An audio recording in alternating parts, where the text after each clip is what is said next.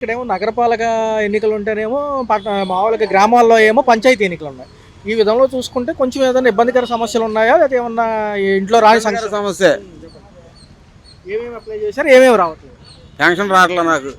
64 సంవత్సరాలు ఆడనారులో పనిచేసే అంత ముందు ఇది చేయలేకపోతున్నా. ఇంటి దగ్గరే ఉంటున్నా. పిల్లలు పెడితే తింటున్నాం, లేదా లేదు. పిల్లలు ఇసుక్కొని కచ్చుకొని పెడుతున్నారు. కాలుకి ఆపరేషన్ అయింది. నెలకు 4,000 3,000 దాకా మందులకు అవుతున్నాయి. ఆ డబ్బులు ఇవ్వాలంటే పిల్లలు తిండి పెట్టాలి, మందులకు ఇవ్వాలంటే ఇవ్వలేరు కదా. ఆరోగ్యశ్రీ లేదు కాబట్టి అప్పుడు ఎలా చేయించుకున్నారు సార్? ఏమన్నా ఇబ్బంది అయిందా? ఏమన్నా ఆపరేషన్ అప్పుడు కానీ? ఆరోగ్యశ్రీ అంటే మా అబ్బాయి ఇన్సూరెన్స్ మీద చేయించాడు ఆపరేషన్. అన్నీ చూడలేరు కదా వాళ్ళు. ఇక్కడ స్థానిక ఎమ్మెల్యే గారు ఏం చెప్పారంటే అప్పుడు ఎలక్షన్ల ముందు మేము నిబంధనలు లేకుండా అంటే షరతులు లేకుండా అన్నీ ఇచ్చేస్తామన్నాడు, పెన్షన్లు ఇస్తామన్నాడు. 2 నలుగురిని అడిగారు, నన్ను కూడా అడిగారు, నీకు పెన్షన్ ఎందుకు రావట్లేదు అంటే కరెంటు బిల్లు ఎక్కువ వస్తుంది అన్నారండి అని చెప్పేసి. అంటే మేము అట్లాంటి ఇబ్బందులు పెట్టకుండా ఇచ్చేస్తాము, అర్హత అంటే వయసు వయసు వస్తే 50 సంవత్సరాలు దాటితే ఇచ్చేస్తామన్నారు. లేదు, మాట తప్పారు. అది ఆశ పెట్టుకొని మేము ఓటేసాం వాళ్ళకి. ఏంటి దానికి ప్రాబ్లం ఏమని చూపిస్తున్నారు? ఇవాళ అడగటానికి కూడా ఎవరు లేరు, అందుబాటులో ఉంటుందా. వాళ్ళ ఆఫీస్కి వెళ్తే ఎవరో లోపలికి కూడా రానివ్వట్లా. సార్ అంటే ఆయన కారు ఎక్కేటప్పుడు ఎమ్మడబడినా కానీ మమ్మల్ని పట్టించుకోవట్లేదు. అది ఎమ్మటి ఉండేవాళ్ళు చూసేస్తున్నారు మమ్మల్ని. ఇంకేం మాట్లాడతాం? రేషన్ డిపోల్లో తీసుకుంటున్నారు. గతంలో డోర్ డెలివరీ ఏదో ఉండేది అన్నారు, మరి అదేమన్నా ఇబ్బందిగా? అది రేషన్ డెలివరీ బాగుంది, డోర్ డెలివరీ బాగుందండి.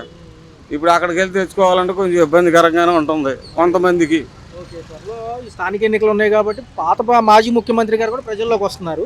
మేము కూడా ఓడిపోయిన చోట గెలవాలంటున్నారు. ఇటుపక్కేమో పవన్ కళ్యాణ్ గారు కూడా కోనసీమ జిల్లాల గ్రామాలను తిరుగుతున్నారు. ఎలా ఉంది ఆయన నిబద్ధతలు చేస్తారు పవన్ కళ్యాణ్? అది మాకు తెలియదండి. ఆయన చేసింది ఏం కనపడించట్లా. ఆయన చెప్పినంత ఇదిగా ఏం లేదు.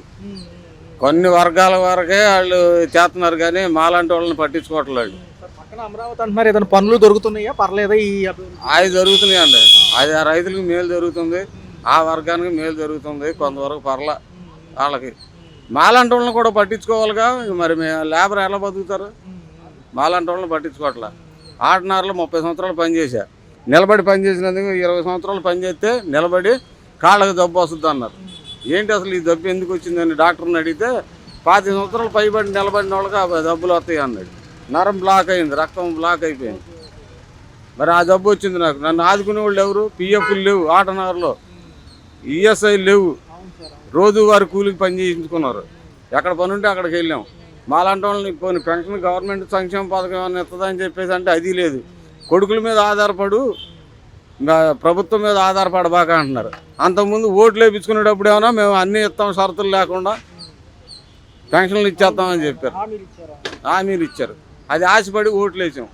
మాకేమీ లేదు, రియాలిటీలో ఏం బాగలేదు, ఏం లేదు. సార్ చూసుకున్నట్లయితే 18 నెలల కూటమి ప్రభుత్వం పాలతో కూడా గత 5 ఏళ్ళు చూశారు. ఎక్కువ శాతం అమరావతి విశాఖపట్నం కాబట్టి మన రాష్ట్రానికి డెవలప్మెంట్ వైపుగా ఎప్పుడు చూస్తూ ఉంటాం కాబట్టి మీకేమనిపిస్తుంది? అదే పర్వాలేదు అనిపిస్తుంది కానీ బాగానే ఉంది ప్రస్తుతానికైతే. కాదు ఇప్పుడు కన్నా అప్పుడు జగన్ గారి పాలనే బాగుంది నాకు తెలిసి. పింఛన్ కూడా ఇవ్వాలి, పింఛన్ మా అమ్మకి పింఛన్ రావాలి. ఇప్పుడు దాకా లైన్లో నుంచొని ఇప్పుడు పింఛన్ తీసుకొని ఇప్పుడు వచ్చా. వాలంటీర్లు ఉండేవాళ్ళు కాబట్టి గతంలో కొంచెం ఇంటికి వచ్చి 5ంటికి వచ్చేవాళ్ళు. ఇప్పుడు 10, 11 అయిపోతుంది దగ్గరికి వచ్చేసరికి. అది పర్లేదు బాగానే ఉంది కానీ కొద్దిగా అన్నీ లేట్ అవుతున్నాయి బాగా. అప్పుడేమో నవరత్నాలు 9 ఉండేవి, ఇప్పుడు 6 పథకాలు కాబట్టి ఎక్కువ శాతం బడ్జెట్లు అవుతున్నాయి అంటున్నారు. రేపు మళ్ళీ భారం మన మీద, భారం మన మీద వస్తుంది.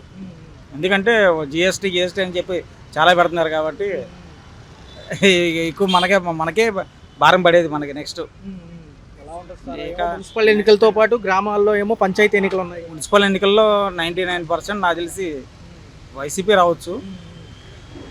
ఇక అదృష్టం ఎలా ఉంటుందో చెప్పలేము, మనం చెప్పలేము. రోడ్ల వ్యవస్థ కానివ్వండి, కరెంట్ ప్రస్తుతానికి రోడ్లు బాగానే వేస్తున్నారు. డెవలప్మెంట్ బాగుంది కానీ కొన్ని కావాల్సినవి కొన్ని లేట్ అవుతున్నాయి అంతే. అనుకున్న విధంగా అమరావతి రియల్ ఎస్టేట్ పర్లేదా? అమరావతి అంటే మనకు అంత ఐడియా లేదు కానీ ప్రస్తుతానికి బయట అయితే బాగానే ఉంది కానీ అంతకుముందు పాలన అంత ఇది స్పీడ్ ఇప్పుడు అంత లేదు. 15 ఏళ్ళు సమయం ఇస్తే రోడ్ల వరకే బాగా అవుతున్నాయి కానీ మిగతాది ప్రతి దాంట్లో ఏమీ లేదు, ప్రస్తుతానికి అయితే ఏం లేదు. 15 ఏళ్ళు సమయం ఇస్తే ఒక డెవలప్మెంట్ చూడొచ్చు అనేది ఉప ముఖ్యమంత్రి గారి వాదన. నిజంగా ప్రజలు అంత ఓపికగా ఉంటారు? ముఖ్యమంత్రి అసలు ఆయన ఎక్కడ పట్టించుకుంటున్నాడు ఆయన ఎప్పుడో వరదలు వెళ్తున్నాడు వస్తున్నాడు తిరిగి వస్తున్నాడు ఆయన ఏం లేదు. కోనసీమలో పర్యటించారు సార్ ఉప ముఖ్యమంత్రి గారు, చేయగలరా నిబద్ధతగా? అంటే గతంలో ఎన్నో చెప్పున్నారు కదా పవన్ కళ్యాణ్ గారు. మాటల వరకేనండి, చేతలు ఏముంది, చేతలు ఏం లేదు. ఎన్డీఏ భాగస్వామ్యం 15 ఏళ్ళు అంటున్నారు కదా, పాత ప్రభుత్వాలకు అవకాశం ఉండదని ఆయనే అంటున్నారు.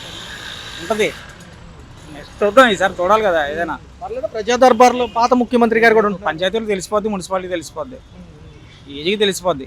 ఇక అక్కడ కూడా తేడా జరిగితే మనం ఏం చేయలేము దానికి. ప్రస్తుతం చూసుకుంటే ప్రజా దర్బార్లో జగన్ గారు బిజీగా ఉన్నారు సార్. మళ్ళీ ఒకసారి జనవరి అనంతరం కూడా జిల్లాల పర్యటన అంటున్నారు. ఎలా ఉంది? పవన్ కళ్యాణ్ గారికి ఎక్కువ జనసంద్రోహం వస్తున్నారా, మాజీ ముఖ్యమంత్రి గారు వస్తున్నారా? మాజీ ముఖ్యమంత్రి గారికి వస్తారు. జగన్ గారికి ఉన్నంత క్రేజ్ పవన్ కళ్యాణ్కి లేదు నాకు తెలిసి. ఇక తర్వాత ఫ్యూచర్ ఎలా ఉందో మనకు చెప్పలేము. మాటల వరకే పరిమితం కానీ చేతలు ఏమి లేవు. పాత ప్రభుత్వాలు కూడా సంక్షేమం అందుకునే ఉంటారు, పిల్లలకి డబ్బులని లేకపోతే ఇంట్లో ఈ సంక్షేమ పథకాల లిస్టులో ఉన్న పెన్షన్లు అని ఇవన్నీ ఉంటాయి కాబట్టి ఎలా అనిపిస్తుంది? మాకు పెన్షన్ ఏం లేదండి. ఎందుకంటే వయసు ఎంత ఉంటుంది? వయసు 56 అండి. 60 రావాలంటున్నారండి. మరి అది చాలాసార్లు తిరిగాం, రావటం లేదు. ఉచిత పథకాల వల్ల మనకేమన్నా ఎక్కువ డబ్బులు అవుతాయి? ఇప్పుడు వరకు నాకేమి ఉచిత పథకం అనేది నాకేం అందలేదు, నాకు రాలేదు కూడా, ఇప్పుడే పెట్టుకోలేదండి. గతంలో ఏం చేస్తూ ఉండేవాళ్ళు వాచ్మెన్ కంటే ముందు? ఇస్త్రీ చేసుకునేవాడిని. రైతు కుటుంబం నుంచి వచ్చిన ఫ్యామిలీ, సాకలు రజ్జిక మామూలుగా ఉంటున్నానండి.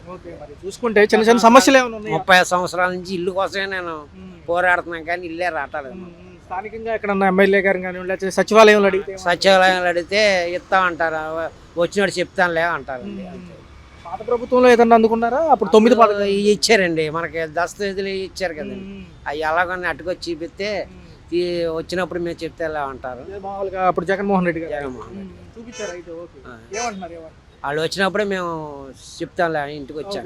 మీకు సమాచారం అందిస్తాం, అన్ని విధాలుగా పర్లేదు. అయితే పర్లేదు. సరే, ఉచితాలు కూడా ఇస్తున్నారు మహిళలకు, ఉచిత బస్సు ప్రయాణాలని ఇవన్నీ రాలేదు, మాకేం రాలేదు సార్, మాకేం రాలేదు.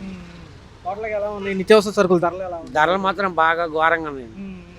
మరి ఏమంటారు, ఆ రాష్ట్రం అభివృద్ధి చెందితే మన పిల్లలు మనవాళ్ళు ఎవరున్నా కానీ రేపు ఇక్కడ ఉద్యోగాలు చేసుకోవచ్చని చంద్రబాబు గారు అంటున్నారు. ఒక 15 ఏళ్ళు సమయం ఇవ్వగలిగితే ఇక్కడ డెవలప్మెంట్ చూపిస్తానని పవన్ కళ్యాణ్ గారు ఉప ముఖ్యమంత్రి అంటున్నారు. ఏమంటారు? ఏమో మనకి ఏం తెలుసండి, అవి రాజకీయం అంటే నాకు తెలియదండి. ఇప్పుడు మనం ఏంటంటే పొద్దున్న సాయంకాలం దాకా వాచ్మెనే, ఎప్పుడైనా ఇలా కూరగాయలు కొత్త అంతే, బయటకు వచ్చే పని ఏమి ఉండదు. ఇంకేమైనా సమస్యలు ఉన్నాయా ఆరోగ్యపరంగా, ఏదైనా హాస్పిటల్ పరంగా? ఆరోగ్యశ్రీ రాలేదండి ఇంకా, తీసేశారు కదా, అది పథకం తీసేశారు. వెళ్ళామండి, మా ఆవిడకి కొంచెం బాగోపతి వెళ్తే రాలేదు, తీసేశారు, వచ్చినప్పుడు చెప్తా ఉన్నారు. అంటే ఏప్రిల్ 1 నుంచి ఆరోగ్య బీమా ఒక కుటుంబానికి వచ్చేసరికి 25 లక్షలు అంటున్నారు. చూడాలి మరి ఏమైతుందో. అదే అండి, అదే కొంచెం ఇబ్బంది అంటారు. ఆరోగ్య సమస్యలు ఏమైనా ఉన్నాయా? ఏమి లేవు సార్. మా అంతకుముందు ఎప్పుడో కాంగ్రెస్లో మా ఆవిడకి ఆపరేషన్ చేయించామండి, అప్పుడు చేశారు, ఆరోగ్య పథకం మీద చేశారు. మరి ఏమంటారు, సంక్షేమం అందుకుని అంతా మంచి జరిగిన నాయకుల్లో మీకు ఎవరు బాగా నచ్చారు? రాజశేఖర్ రెడ్డి, జగన్, మళ్ళీ చంద్రబాబు? ఎప్పుడు ఈయనేనండి, చంద్రబాబు నాయుడు. ఫస్ట్ నుంచి చంద్రబాబు నాయుడే, ఎన్టీఆర్. రేపు ఏంటంటే నగరంలో మున్సిపల్ ఎన్నికలు ఉన్నాయి, గ్రామాల్లో పంచాయతీ ఎన్నికలు ఉన్నాయి. మరి ఎలా ఉంటుంది ఈసారి? ఎవరు వస్తారు, వైసీపీ వాళ్ళ లేదా టీడీపీ వాళ్ళు? ఉండగా నాకు తెలియదండి. ఓటు మట్టుకి ఆయనే వేసుకుంటాను, వచ్చిన కాంచి, నీ పుట్టి పెరిగిన కాంచి చంద్రబాబు నాయుడు గారికి. ఎన్టీఆర్ ఉన్నప్పుడు ఎన్టీఆర్, ఇప్పుడు ఈయనకే.